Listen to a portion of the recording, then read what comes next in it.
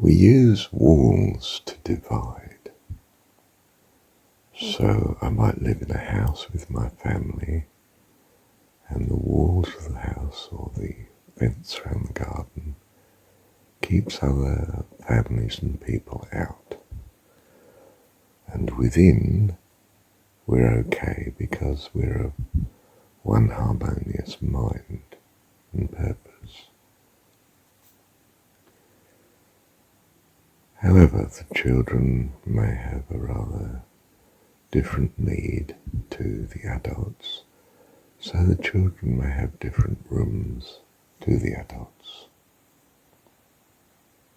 And the walls of the rooms keep the children from the adults from the children. The children may not be of one mind. You might want to separate the boys from the girls, so there's girls in one bedroom and the boys in another. And then you may even find that two of the boys struggle with each other rather, so it's best if they have separate rooms and you use walls to divide again. Now in a sort of bunk room, we have many people, and we are needing therefore that they be harmonious because there are no walls between them.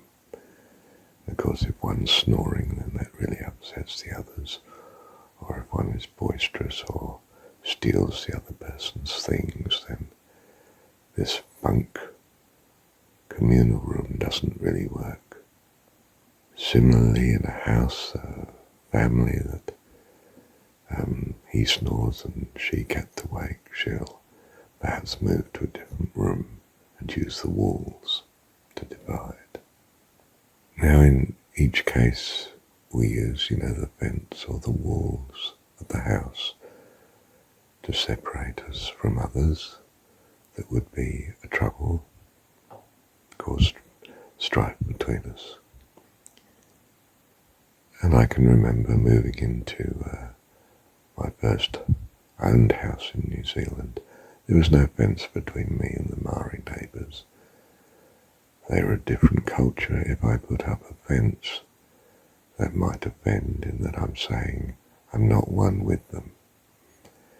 So although I was of a different culture, I didn't put up a fence, and their dogs tended to be on my veranda or deck, as they call it, during the day, especially when we weren't at home, and that was okay. They were guarding my house as if it were theirs, and they were using my garden, of course, as if it were theirs, but I decided I'd adjust to that. We decided we'd adjust. And that was fine, we got on with the neighbours. In other words, in some sense, a fence means there is a hostility, or accepts there is a hostility, or an incongruence between the two, an inharmony between the two separated parties. When we come to a city, it's a whole series of fences and walls, houses and apartments and separate rooms. When we come to the country, it's less so. The amount of space that people have within the undivided area may mean that you don't need fences at all. My land finishes here, your land finishes there, but we so seldom occupy much of, especially the perimeters between the two, that we don't even define whose land is which. So on an open, like the Gobi Desert, you simply get up and move your house, and the house is there not to divide you from others, but simply to keep you protected from the weather. So we're using walls and roof, of course, to separate you from an environment that's in some sense tension, for difficulty. And of course we keep it protected from the wind inside the hut or the house or the yurt, whatever it is, the tent. And we might even keep it warmer too, but we keep the temperature distinct and the movement of the air distinct. The greater then the inharmony between you and something else, the more walls and divisions you need. In a sense then, there are no walls or fences in heaven. There are no buildings, because there is no inharmony between, across the whole total environment. It's not that some needs are not met by the greater surrounds. The greater surrounds are all in harmony. So we have the sort of biblical notion of the city of God, which does indeed have a wall against the chaos beyond, outside, but within the city it's all glorious. We all are in harmony. Everything is in harmony. We're protected from all the inharmony which is kept outside beyond the wall. And so it is here too. If you don't have a wall, if you don't have boundaries, and boundaries that are kept, guarded, then you're at the mercy of the inharmony that's in the creation, inharmony from your purpose point of view of individual happiness and survival and prosperity. So we're saying that in some sense the universe is not harmonious with us, the life in it.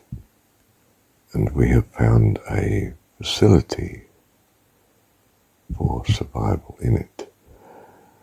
The first boundary of which is the body itself, which though it is confronted with an environment that gets hot and cold, within the boundary of the body we're running a more convenient temperature for the functions of the body. We need a certain body temperature to function correctly, and we therefore need to have a certain wall against changing that temperature. And the body has skin, if you like, and an outer surface and enough generated heat from within to counteract the external. And if it doesn't, we might need clothing and housing and a fireplace and so forth. Now, from a spiritual point of view, you may be in a semi-hostile environment, and therefore you need protection and boundaries. You might use distance from the harm. You might use resistance to the harmful intentions of others.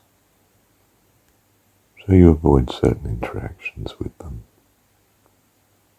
And with those who are harmonious as regards your spiritual needs, well, you don't need those distances and those protections, those walls. But our main reaction is still the same. If it's a hostile environment, then we need some walls and shield against it.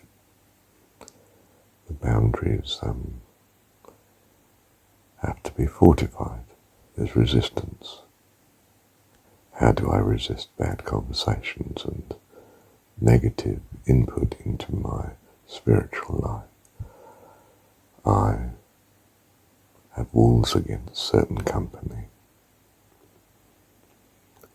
In short, I'm not in fellowship with that which is destructive spiritually, or to my well-being, if you like, because my well-being includes not just the physical, but mental interactions we have with other persons. So if I'm too loud,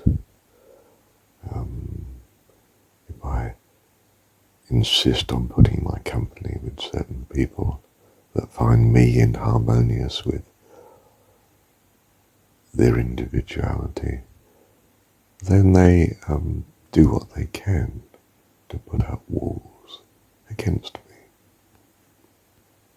That might be by not interacting with me, or specifically being difficult, counteracting, being at war in some way, threatening an imposition back.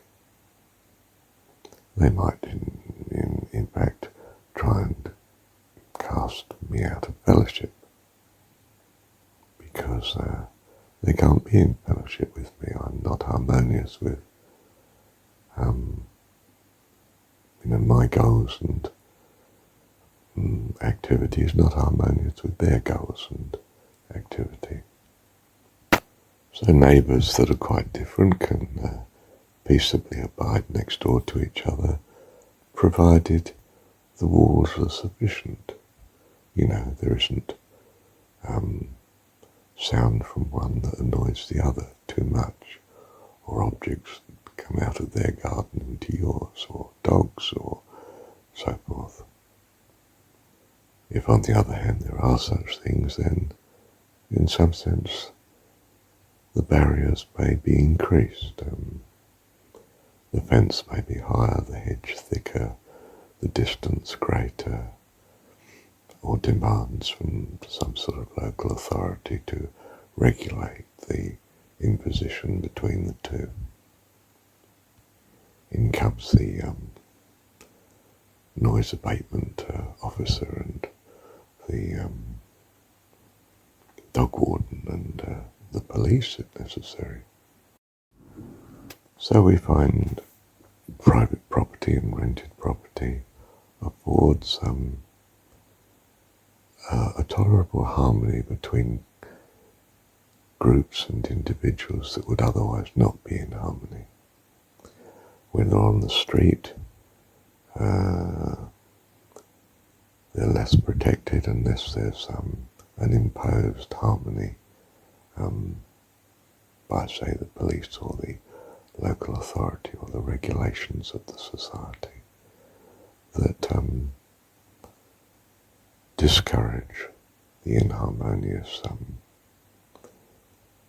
impositions that would otherwise be made. These constraints, if effective, then gives you what we might think of as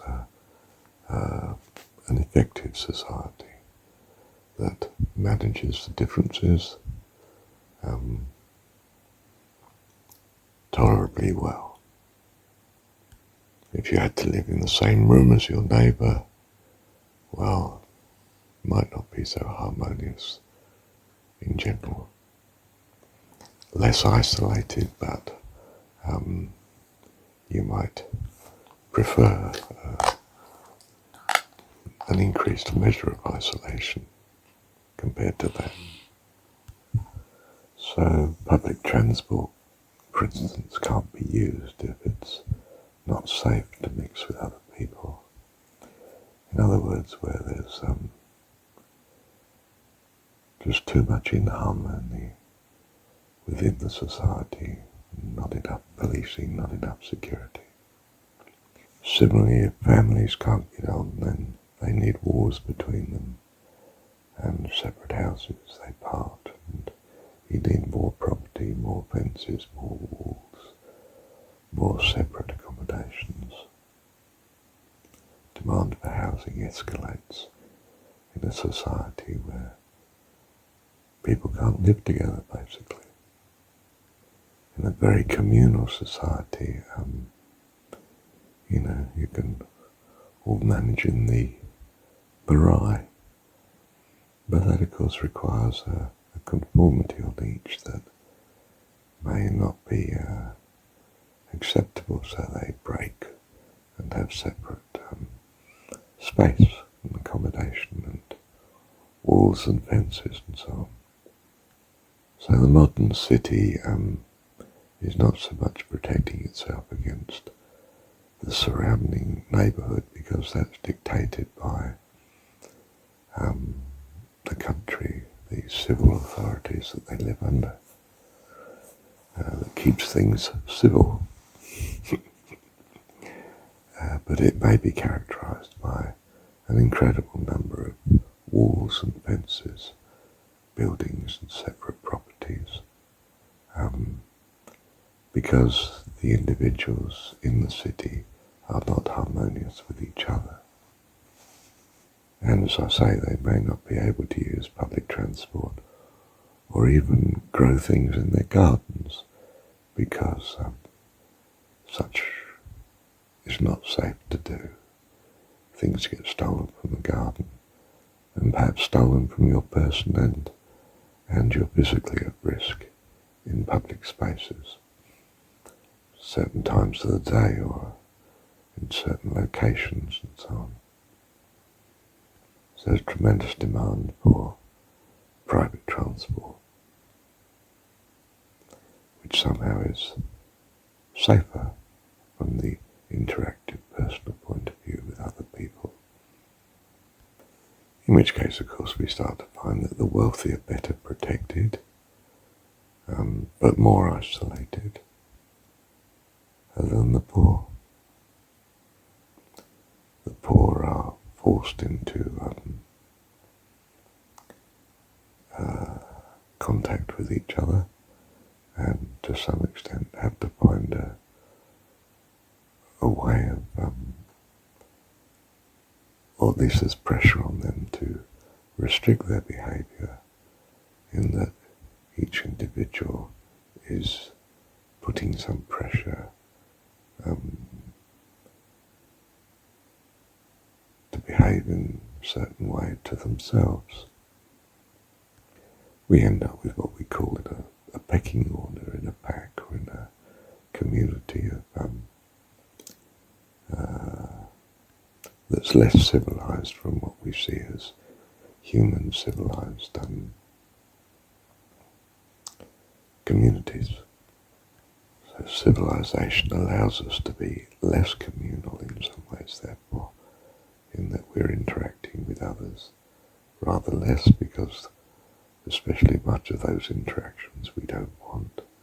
But there is a side effect, and that is that we lose the interactions that we do want, because we're all in our separate properties and houses and zones and in the town and separate environments, and we're losing the good interaction as well to some extent.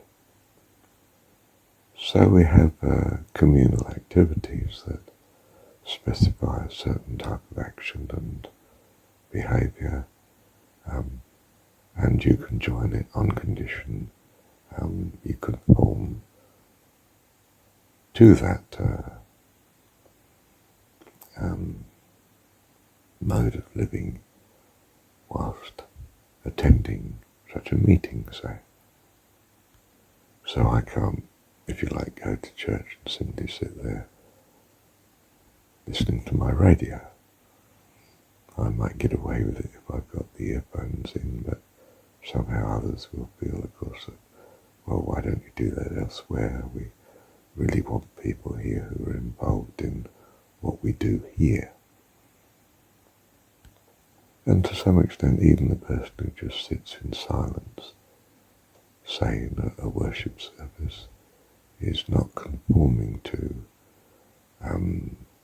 what is generally appreciated by the community in the room, and is therefore having to be not so much put up with, but at least carried. And in some sense, the rest may feel that the silent ones are dead wood, or they may feel that the noisy ones are a pest, distraction from the particular sounds and activities that they wish the community to be concentrating on. So why do people leave churches? It's because they want a different environment. The existing church is not measuring up to the way of life that they want. Their needs specifically in this particular environment, so they look for an environment that will provide something more acceptable to them. They may wander from church to church and find a place that seems okay for a while, but then after a while it's a bit inharmonious in the following way, and certain relationships have developed that are really not what you want, and so you want walls and protection against it. Unless, of course, you can change it so that they're the ones that go instead of you.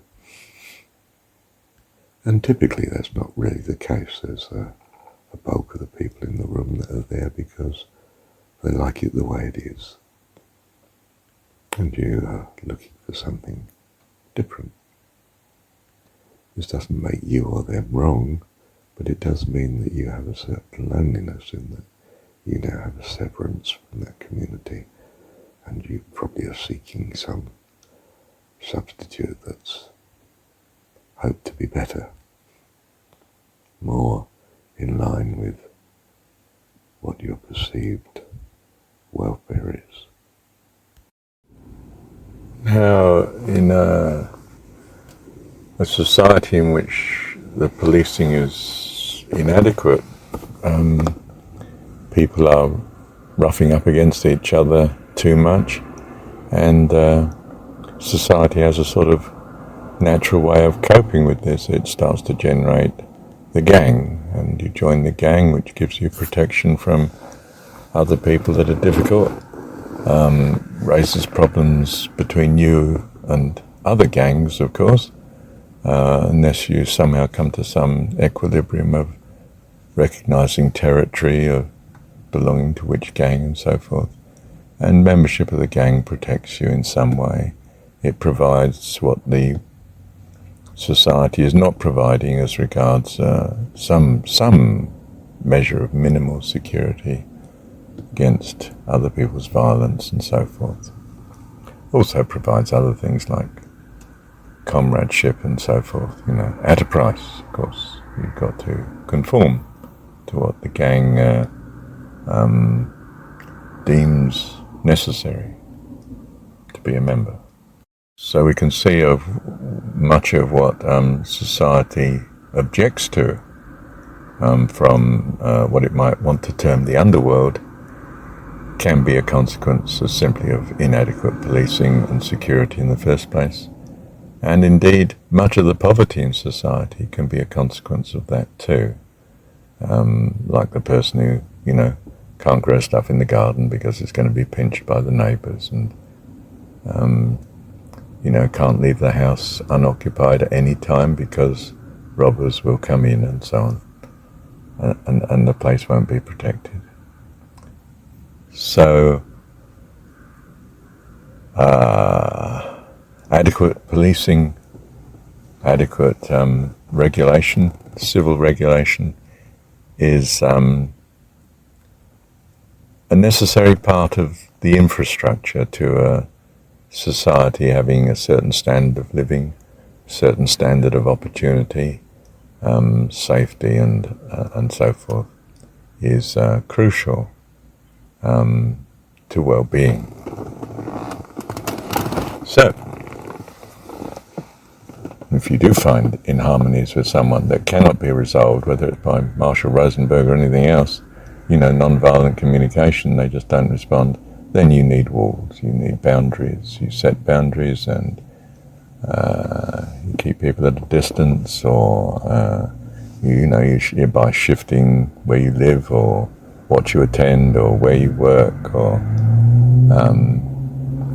you call in support from the state to help protect you from certain crimes and so on that are recognised by the state and that they will act upon and deter, and so forth. And equally, if you can't come to an agreement with someone, well, you therefore start to set boundaries. You put up a wall, you put some defence in, you put greater distance in. It's a failure of harmony it gives a sort of harmony that is preferred to not doing so. If we think of the ideal utopia, the heaven, in some way you keep all things that would lead to inharmony outside, or you don't allow more in than is in some sense beneficial. Some inharmony is beneficial, isn't it? It's a bit like you need to be told the truth sometimes, because if you don't receive the truth, you can't put things right. Perhaps in heaven we all know the truth anyway about all things. We're all sharing in the omniscience and so forth. Don't know. Can't quite put my mind to it. What I think is instructive is that from the very beginning of a creature's interaction with others, he finds the need to achieve a harmony, a protection at least, an environment that's favourable, and perhaps that is the foundational story behind what living in this universe is. That it's staring us in the face in just about any association between individuals, whether they be persons or animals, even plants and so forth, any form of life, both in the way that it's structured itself, its own body if you like, and also in its behavior or activities or the way it lives and grows, is instructive along this dimension of seeking to find harmony, the tolerable, the ideal, the most flourishing situation among such an incredible variety of possible environments that that the life form might be in and having to cope with. And so we can imagine, can't we, that heaven is in some sense a place where all of such inharmony is kept outside, beyond the walls of the city, if you like, or in a different dimension. There's heaven, and below it there's the earth, if you like, or the material universe. And the evil, Satan, is cast out of heaven, and nothing evil is allowed up there. It's down here, and it's down here for an instructive reason, so that you come to love the good, be utterly deterred by the bad, so that your will and your values, your person is such that you become an ideal, safe, and ideal person in the kingdom of heaven that does all things that bring a harmony and goodness. Doesn't introduce any evil, so to speak. Thank you, Heavenly Father.